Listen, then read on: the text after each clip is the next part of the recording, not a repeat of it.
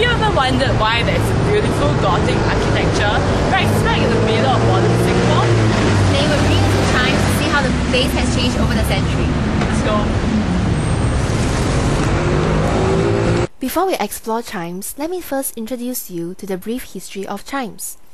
Chimes was previously named CHIJ, which stands for the Convent of the Holy Infant Jesus. CHIJ was a Catholic convent for 131 years, which functions include worship, school, orphanage, and it also served as a refuge for women. Reverend Mother Matilda was a key personality in the history of CHIJ. In the past, the nuns sailed from Penang to Singapore to build a convent which is now known as CHIJ Satigari Toa Payoh. On 5th February 1854, they took up residence at the first convent quarters, which is now known as the Cotwell House.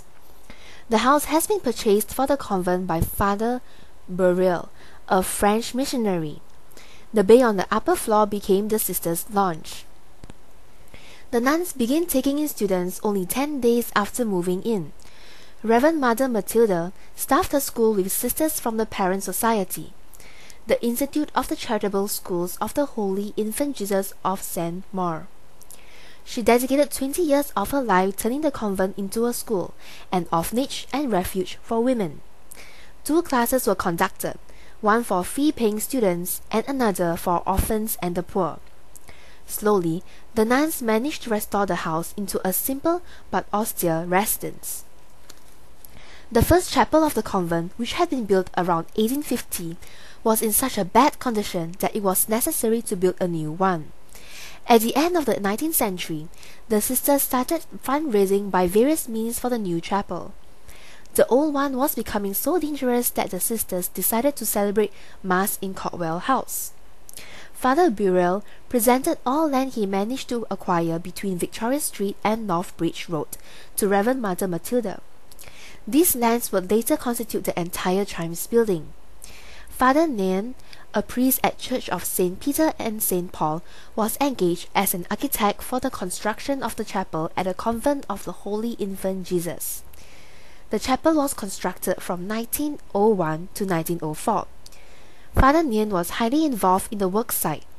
He is the author of all the fine architectural details found in the chapel. It is known that life within the convent halls was anything but sedate. Besides carrying out their daily chores, the nuns also had to organize and attend Mass, grade papers, maintain the buildings and the grounds, and also to raise money to support and maintain their activities. The last religious service was held in the chapel on 3rd November 1983, after which the chapel was deconsecrated and the town convent was closed. Careful restoration work has preserved much of the original structure of the convent and the chapel. After almost 5.5 years of conservation and construction work, with what was once the Convent of the Holy Infant Jesus and the seat of education for generations of Singapore girls, has been converted into a plaza of team retail and food and beverage outlets. This heaven in the city hub of Singapore, now known as Chimes, is a 100 million Singapore dollars project unmatched for its location and unique ambience. It won a merit award in the UNESCO Asian Pacific Heritage Awards for Cultural Heritage Conservation in 2002. The Convent of the Holy Infant Jesus Chapel and Cotwell House was gazetted as a national monument on 26 October 1990. Today, this historical architecture was given a facelift with modern restoration. Most of the original foundation were either conserved or restored, and much of the functions of the building have also changed as compared to the past. Chimes is now a popular night hotspot with the yuppies, office executives, and tourists. The distinctive communal architecture which unveiled every characteristic of a convent makes it an exciting place of interest. Our group agree with the hypothesis that modernization in Singapore reduces rich cultural practices to their economic value and function. Now, let us explore Chimes and see how the various key locations are relevant to our hypothesis.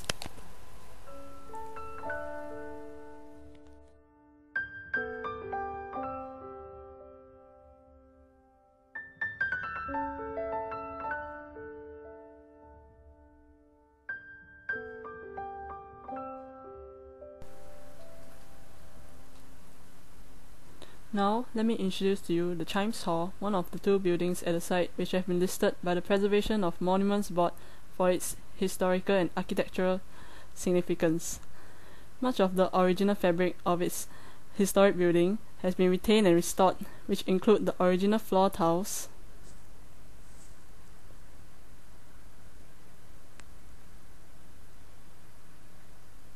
the beautiful 19th century stained glass windows,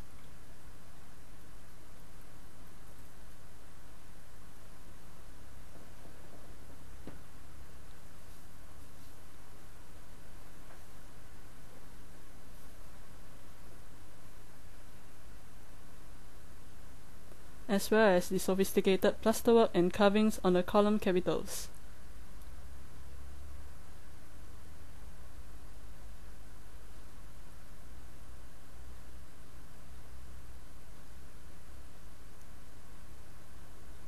However, it is important to note that some 30,000 individual pieces of the stained glass windows were cleaned and replaced in a long and arduous restoration process, which involves the shipping of these glass panels back to France for repainting, designing, glass cutting, putting in of lead strips, etc., and then shipped back to Singapore to be carefully sealed back into the walls. These 30,000 pieces of stained glass panels were painstakingly restored to their original brilliance with the aim of bringing about glamour and to create the perfect serene atmosphere that is needed to complement its current economic functions and purposes.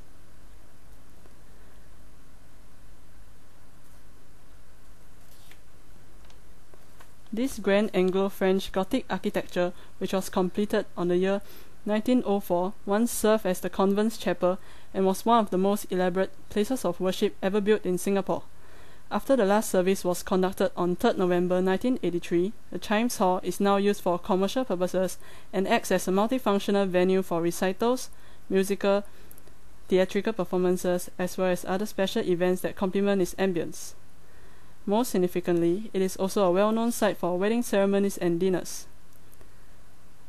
This showcases a drastic change in its function, converting from a religious site of worship towards one that hosts events that are economically related.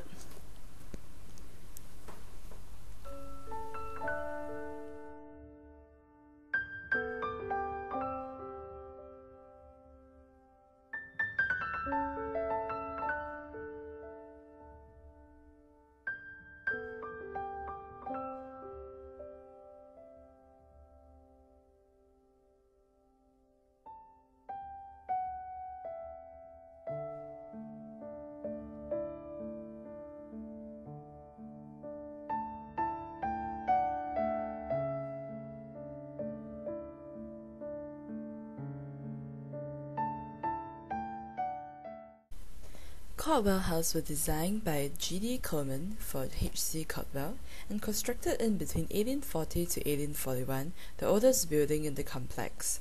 It was purchased for the convent by Father John Murray Burrell, who was also the founder of St. Joseph Institution and the Chapel of the Good Shepherd. Courtwell House was the first convent quarters and housed the Mother Superior's bedroom in the 9th century. The first story served as parlor and visitors' room, while the second story serves as a place for the sisters to do their sewing, reading, and writing. So now let us take a look at the second story of this place. The pictures hanging on the wall is a reminder of the original functions of this building. The first picture shows the Mother Superior along with the children of the orphanage, who were also educated in Courtwell House. The second picture is of the CHIJ built in 1854. Although Chimes complex still remains, CHIJ moved to Toa Payoh in 1983 and is now known as CHIJ Secondary Toa Payoh. The last picture is a photo of the school cohort that was educated within the walls of CHIJ. Just like the rest of Chimes, the Courtwell House has also been carefully preserved. The second story, which was previously the Sisters' Sanctuary, is now converted to the Spa Centre, Spa Lawn. The scene of sisters at work is now replaced with customers walking in and out of the beautifully decorated Spa Centre, a constant reminder of the fact that Courtwell House is no longer a religious sanctuary nor an education centre, but a historic building that serves a purely commercial purpose.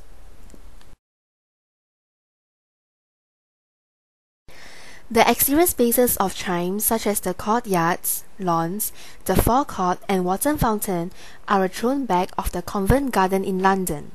The various buildings are related by design with the intent to form exterior spaces which will be pleasing for its users, and were used for church school activities and dormitories for orphans until November 1983, when the school vacated the premises.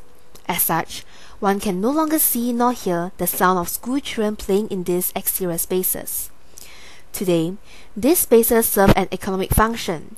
Chimes has succeeded in attracting premier F&B establishments to be a part of the Chimes experience, offering diners and patrons an extensive selection of dining choices ranging from local to international fare with a spectrum of cuisines: Italian, Japanese, French, Spanish, American and Cantonese amongst others.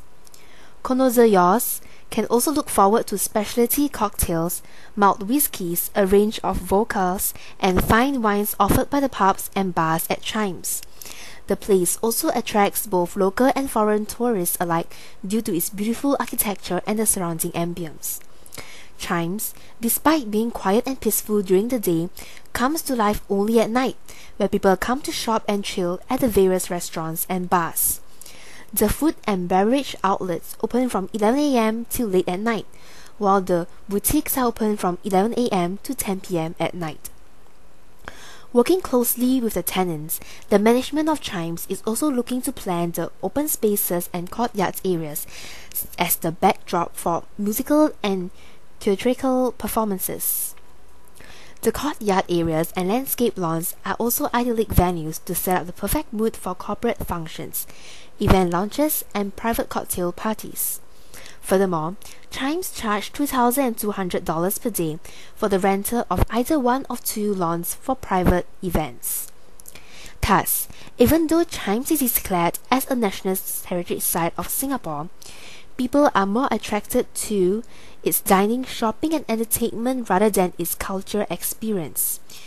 Chimes thus now serves more of an economic purpose as compared to its previous religion and educational purposes, as it is able to generate revenue from its customers.